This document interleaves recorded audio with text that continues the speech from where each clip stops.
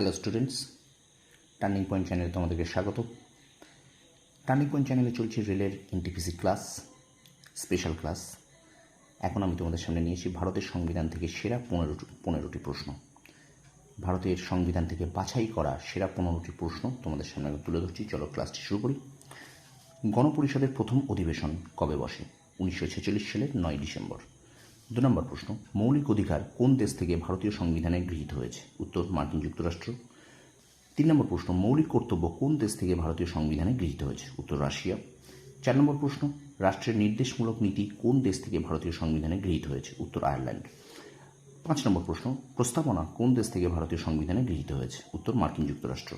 6 নম্বর প্রশ্ন, কত সালে ভারতীয় সংবিধান প্রথম সংশোধন করা হয়? উত্তর, 1951 সালে। 7 নম্বর প্রশ্ন, ভারতীয় সংবিধানে কততম তফসিলে শপথের উল্লেখ আছে? উত্তর, 3য় তফসিলি। 4 নম্বর প্রশ্ন, ভারতীয় সংবিধানে কততম তফসিলিতে রাজ্যসভার আসন বন্টনের উল্লেখ রয়েছে? উত্তর, 4র্থ তফসিলিতে। এবার দেখো 9 নম্বর প্রশ্ন, কততম তফসিলিতে কেন্দ্র ও রাজ্যগুলির ক্ষমতার বন্টন উল্লেখ আছে? উত্তর, 7ম তফসিলি। 10 নম্বর প্রশ্ন, ভারতীয় সংবিধানের কত নম্বর ধারায় সমতার অধিকারের উল্লেখ আছে? উত্তর, 14 থেকে 18 নম্বর ধারা। ভারতীয় সংবিধানের কত নম্বর ধারায় স্বাধীনতার অধিকারের উল্লেখ আছে? উত্তর, 19 থেকে 22 নম্বর ধারা। 12 নম্বর প্রশ্ন, লোকসভার লিডার অব দ্য হাউস কাকে বলা হয়? উত্তর, প্রধানমন্ত্রী।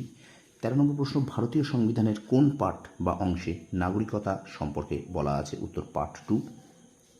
ভারতীয় সংবিধানের কোন পার্ট বা অংশে মৌলিক অধিকারের উল্লেখ আছে? উত্তর, পার্ট 3 বা 3য় অংশ।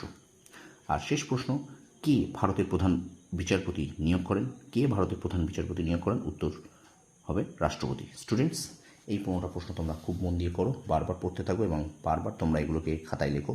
তোমাদের জন্য আগামী রেলের এনটিপিসি বা রেলের গ্রুপ ডি বা যে কোনো আপকামিং পরীক্ষার জন্য ভীষণ ভীষণ উপকৃত হবে। ভিডিওটা যদি ভালো লেগে থাকে প্রথম থেকে শেষ পর্যন্ত অবশ্যই দেখার পরে একটা লাইক দিও, ভিডিওটা শেয়ার করো, চ্যানেলটা সাবস্ক্রাইব করো আর পাশে থাকা বেল আইকনটি প্রেস করে রেখো। তোমরা সফল হোক, তোমাদের সাফল্য কামনা করি। ধন্যবাদ।